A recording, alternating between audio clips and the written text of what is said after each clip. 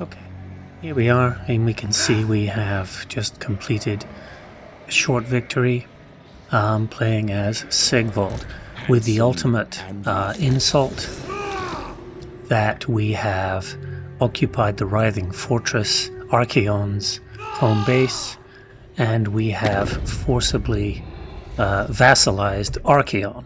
So we are the ever-chosen, Archaon is the ever vassalized. This campaign was pretty much as one would expect for a Sigvald campaign. We're going to start down here at the Fortress of the Damned. Now, I found this campaign to be one of the more difficult starts for the Warriors of Chaos. You don't have a particularly strong army at the beginning, and your nearest dark fortresses are this one, which is held by Dark Elves, and this one, which is held by a Khorne faction that gets pretty powerful early on because it picks on a Slaanesh faction. It's actually this campaign here, the Crimson Skull. So even though you're only fighting a minor Dark Elf faction at the beginning, the one thing Dark Elves have going for them is they have armor-piercing ranged and armor-piercing infantry. So all the armor that you have on your initial units loses its capability. You have one major thing going for you at the beginning, and that is that you get a metal sorcerer that I switched here. You can see I switched into Nurgle. And you get a hell cannon. As far as I can tell, you can't get a hell cannon after that. I mean, I haven't seen another one since then. But the campaign went this way. I went from here to here, and I took them out. I took this, but I did not give it to my vassal, because your vassal straight away races for this. All right, the Palace of Ruin, he ruin dwells it, and at that point it's worth nothing. So you can trade him, Shagrath, for this Dark Fortress. If you let him build it up, it's a pain to get it off of him. So then the goal was to come over here and take out Valkia. I took out the orcs here, I took out Hellebron here, and just as I was about to attack Valkia, I was attacked by this faction here. They declared war, so everybody raced this way. I made peace with Valkia. I traded her a settlement, one of these, I think, probably Grand, to get a non-aggression, and I think later on I actually traded her something, and as you can see, she is one of my vassals also. So vassalizing two Khorne factions, it's just funny. Okay, I'm on the way to vassalizing this guy too. I don't think I have any other major vassal factions. No, just a bunch of minor stuff. So then I just rampaged through the north. So how many dark fortresses do I have? I have 1, 2, 3, 4, 5, 6, and then I just took these 3 recently, 7, 8, 9. So 9 dark fortresses. This was all during the snowballing effect, because to be fair, this army, even though you can see it's quite damaged after that fight, my recovery rate is so ridiculously high because of this upkeep, casualty replenishment rate 10%. I also have replenishment rate for infantry. I also have him increasing my recovery rate, or him, one of the two. So even though I auto-resolve everything, it's pretty, it's the next turn I'm healed up. If we take a look at the number of fights I auto-resolved in this one, 38 out of 50, so 76%. I've only had to fight 50 battles to win in 57 turns, 30. So the Shardlands, okay, so that's the one here that includes the, does it include this one? So that's the one that includes the Fortress of the Damned. So that's the one where you start. And then Deadwood is this dark fortress over here, the Frozen City. And then the Road of Skulls is this pointless little place over here. The only thing that's useful here is this. Melee attack from marauders. This is somewhat useful, I guess. Dies. Where are the dies? Here they are. Leadership from marauder horsemen. The ones that you really like. Salt is the best one. I think I only have 1 or 2 salts. Most of those are down this end. I'm not going to use this one again. We went through this when we were talking about village. I'm not going to use Chaos Chariots. There's a salt down here somewhere that I kept. I wish I could find it. There it is. There's the salt. This is a great one here because 10% growth for your region after winning a battle. So you just fight a bunch of battles, you can increase your growth. So I finally did come across here to invade. I have pretty good relations with all these guys. So the campaign went really pretty easily. It was a slog. It took 57 turns because, yet again, a lot of the settlements that you go to are 2 turns to get to, right? So you take these, you got maybe a turn to here, then it's 2 turns to get to Fortress of Decay. Then it's 2 turns to get down here. Then it's 2 turns to get out here unless you have extended movement. Now, one of the boons you can get, I don't know if I still have it, one of the boons that you can get is 35% movement rate. So this I did a lot of that as my boon for my Eye of the Gods. It is not as easy to get the boons, the marks. Oh, we'll get to that in a second. I want to go and look at the skill tree for our boy. It's not one of the best. He himself is the legendary lord. I do not think he is particularly good. Now let's make sure we're clear that he is nigh on invincible. You can throw him into a pile of stuff and nobody's going to fight him. Nobody's going to take him down. I don't think he was ever in any danger in any of the fights I did. The problem is he's 45. Okay, so that's relatively fast, but he's light. Okay, he doesn't have, I don't think you can see his mass in here. I don't know where you look for that. I never can remember.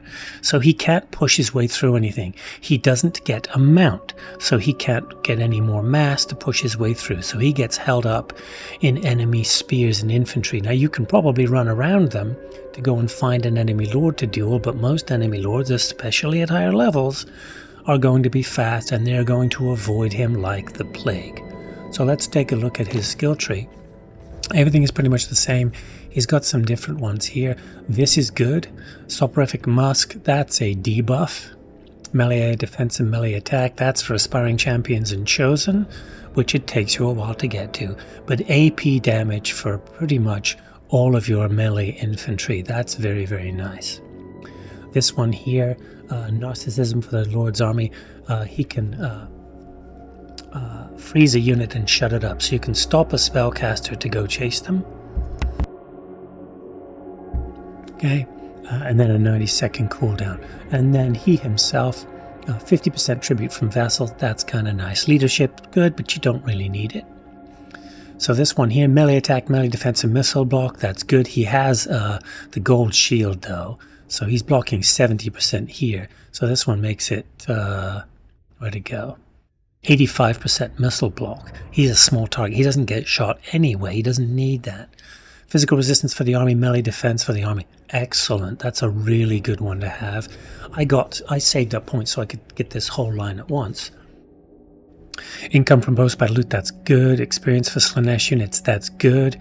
Income from raising, I either occupied or are gifted most of the time. Hero action cost, I didn't really use a lot of hero action cost. Fascination is a debuff. Oh no, that's the direct damage. That's a decent one. It's like a rampage effect, so that's also good. And then finally this one here, Slaanesh Authority. I like that. Makes him demonic, which gives him he crumbles. He never gets anywhere near crumbling, but then he gets some physical resistances from that. So look, he's 18% ward save, 35, so that's 53% damage resistance to physical damage there. That's really nice. Mark of Slaanesh, so he's faster than most units. It's quite good. I got all of these as soon as I could. Then I branched out everywhere else. I did prioritize this since I'm almost all melee, and I prioritized this for my ranged cavalry because that's really the only range you're ever going to have. And then I went down here to get this one.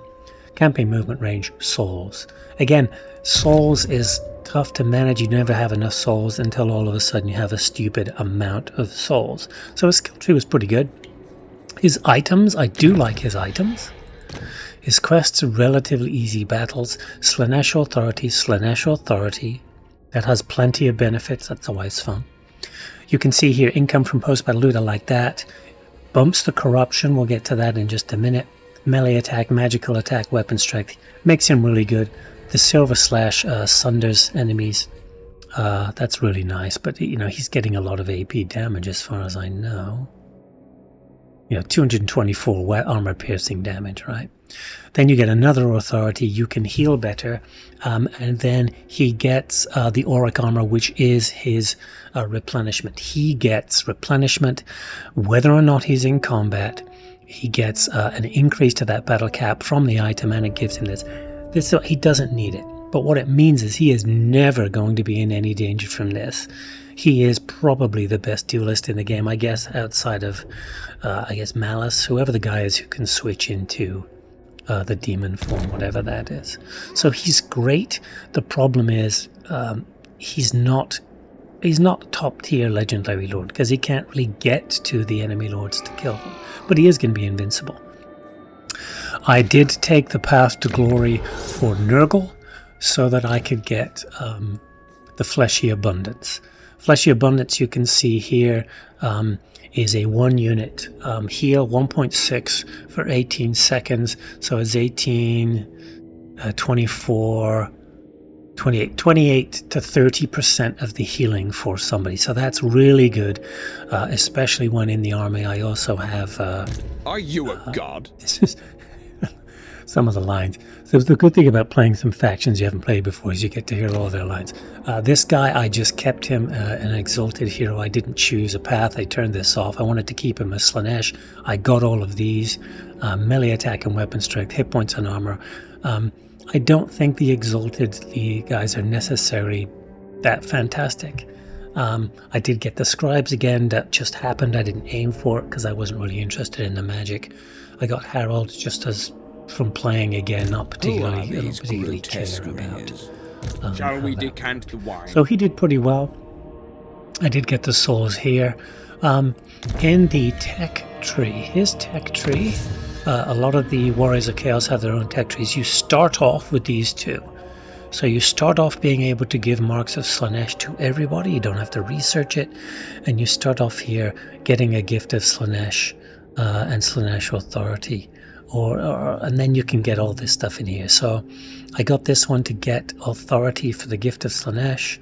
Later on, I went for this one to get Slaanesh for my corruption, even though I didn't keep many altars, maybe 2 or 3 at the beginning. And then I got this one. You had to get a bunch of these to get this one. You have to have 3 of these to get these. So I got this one because I wanted the authority and the gifts. And then you get Soul Hunters, which is an increase in combat ability for each kill. I got these as much as possible, as you can see. Why did I want so much Slaanesh Authority? Why did I want corruption? So again, if we go to the warband system, we put what's the availability in here? So I may have recruited in some, so 15 units in here. So if you go in here, we'll put a lord in here so we can see what we can recruit. Are you a god? So you get your chance of getting units is based on your corruption level. Combinations of the corruption in the region for chaos, right? So undivided chaos is going to give you the ability to get different units from straight up Slaanesh units. So you want that to grow. He has the ability to use all of the factions. He's not locked out of anything. So that's why I was glad to be able to get Nurgle. And so you want to get the powerful units later in the game. And the further away you get from your corrupted regions, the longer it's going to take to feed those units to the front. So I always like to play as Warriors of Chaos and increase my corruption through my characters, through edicts, through whatever I can, because the faster the corruption grows, the better the units you can get. So you can see down here, I own this one. The corruption is mostly undivided, and I'm growing this one. And then the units available here include everything, basically. This area was already corrupted from Archaon when I got here. So that's why there is already all these great chaos units available. But if you come down here where I just took over territories from the dwarfs, you can see here I'm basically limited to some garbage units. I mean, I'm not going to get the trolls, I'm not going to get the warhounds, not at turn 57 when the enemy have great stacks. But again, I like the warband system. It's different from your traditional recruiting system. But I like to play into it by increasing my army strength. I've got a pretty good income. I've got vassal tribute is pretty high because of the vassals I've gained. I did make a mistake when I vassalized this. I thought I was vassalizing the crag. I was actually vassalizing him because it was his last settlement. But, I mean, they haven't been any trouble. I mean, it's heading way down because I've been fighting against people he doesn't like. I'm just begging him to revolt so I can squish his ass. Not that it matters now that I've won. Now that you've won the campaign, which for him just requires going into the Dark Elf territories to get those 3 lands that would you please, I'm begging you, click the proper button. My goodness. These 3 Dark Elf territories, and then just 30. It takes a while to get 30 again because everything up here is spread out. The next condition is again Dark Fortresses. So I have a lot more Dark Fortresses than I had in the village. So Quintex is all the way down here, right? Crimson Harvest. You know, I could probably just tear ass across the top here. These have to be vassals and military allies. So I could quite easily keep pushing to gain all of the ones that this guy has. You can see here that we are not far from a military alliance. I could probably trade him something. Yeah, I could get that military alliance now, and if I did, that would increase all these here that he has, right? So he's got 1, 2, 3, 4. He's got 5 of those now. That would add 5 of them to what I have. So this is very much like when you used to win as the Order Tide in Warhammer 2. You had to have X number of territories through military allies, and you could ally with the Empire and the Dwarfs because they usually won out there. So the tech tree again. The good stuff is spread out, right? So I came up this way, started here as Scrutiny of the Gods, get the Marauder thing, then you want to look for what you want. You want to be able to upgrade Chosen, get Chaos Warriors, so you upgrade your Chaos Warriors through the Warband system and get them unit experience. You get your Diplomatic Relations with Norska from in here. Over here, you get Warband upgrade costs for all units, 20% off. That's really nice. I went up this way so I could get 20% off all my buildings, and then this one to get Gifts of Chaos Undivided and Authority in all the armies. There's not a lot of research rate benefits for this faction, so this helped, but I don't know if it really made me better in the campaign. Souls from Battles, 20%. The Gifts of Chaos, I'm not a big fan of the Slaaneshi ones. If we go, hang on, yeah, if we look here, so control but income from all buildings, which I don't use Chariot, so I didn't like this one. I do have this one, campaign movement range. I did, once I started to get a lot more money, I got this one, experience gain for Lords and Heroes, melee attack by Slaanesh characters, the Sonic Boom, which is a disorientation and disruption for all Slaaneshi characters, and then you can see down here I haven't qualified for this stuff yet. In these, I took this all the time, I love to abuse that one. I didn't really do this one like I would normally because I was able to upgrade my units by purchasing them right away as Warriors of Chaos or Chosen, or Warriors of Chaos or Aspiring Champions. And then down here I got this one, Allegiance Points with Norska, Tribute from Vassals. Allied Recruitment Cost, I don't have that tech yet. But you can see here I only have 4 gifts because his skill tree, unlike Village's, doesn't make it as easy to get gifts. I wish it did. I like the gifts mechanism. I do like playing as the warriors. I think it's fantastic. You can see here this Slaanesh influence. Early on, I got lucky because their faction leader, Wulfric, lost a battle to Azazel. And Wulfric and his hero that he runs around with, his metal sorcerer, both had the gift of Slaanesh right from the start. So he had plus 16. Why do I not have plus? Yeah, so I got to the 280. So you can see here now, now I can force vassalize him. So if I defeated him, I could force him into vassalization. He's plus 40 with me, minus 40 with Khorne. I get plus 4 Slaanesh corruption in all of his territories, which helps me to recruit once I'm there. If I do have to fight him, his leadership is terrible, so they'll run away quite easily. And the resistance to seduction is minus 100%, so you can seduce a lot more of their units. I seduced only 2 units the whole fight. That was in a fight with Hellebrand. Now Hellebrand was difficult for me to defeat. When I got here, she was rank 9 and I was rank 40. She had 3 doom stacks or massive stacks and a secondary. She had 4 armies here. I had 1 army and a minor stack. So I just played retreat and ambush, retreat and ambush, retreat and ambush till I defeated all of her armies. My vassal took this one. Vassals, when you're playing Warriors of Chaos, they are fast. They get on the ball and start sacking stuff. I'm very grateful for them for doing that. But again, in this one, you want to make sure that you don't take this one for yourself. You hold on, you give it away. You hold on to it until he takes this, and then you can turn it over. So finally, what items did I get? If we go look, let's find him. We got his items. Silver Slash is good. Aoric Armor is good. The combination is good. Control and Slaanesh Corruption where he is. As far as anything else interesting, I thought I got some pretty good things. Harold got that one. So yeah, I got this was the one I hadn't seen before.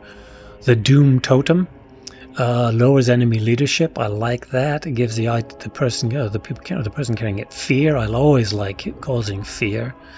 The Chalice of Chaos. I hadn't seen this one. I like. Look at this. Weapon damage and armor strength, that's just a trigger. Dark Fortune damage resistance, that's good. This one here, regeneration. 33 seconds at 8, so 24, 26, so almost 30% regeneration. That's a nice little item there. Festering Shroud I had seen before. Missile resistance, whatever, I guess that's for a big one. I did have to remember to take everybody off the... what are they? These big nasty things they have. If you go into, I love that. If you go into combat with somebody who doesn't have archery, this is good because it does give you some beneficial stuff. It does. It might be that. I can't remember if that's him or not. But I know that when you're running around on it, it does do some pretty cool stuff. I just don't remember what it is. I was gratified to see that he gets a Rot Beast. A Rot Beast, it's got a good charge bonus.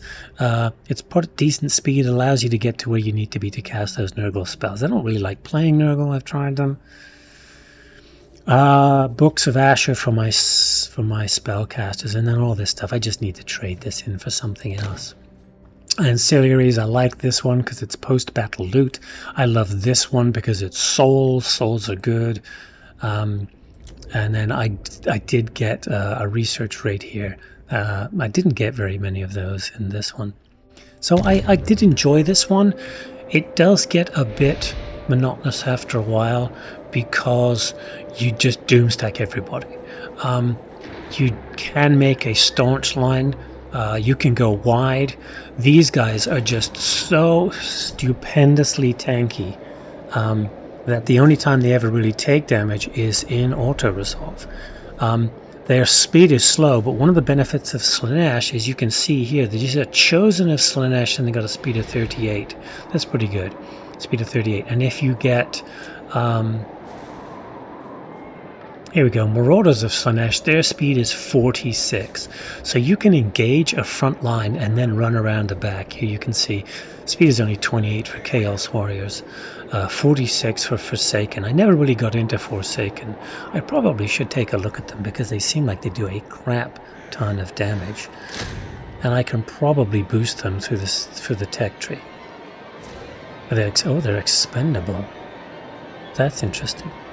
So this was a somewhat fun campaign. I loved the fact that I took out Archie at the end and I made him my bitch. Maybe if I continued, I would just I'd vassalize this guy or army this military campaign him to get those fortresses, and then run down here and grab these fortresses from all the Nurgle dudes who are down here. So give this one a try if you can. It's not bad, especially if you're into melee combat and you like the whole idea of the Slaanesh systems.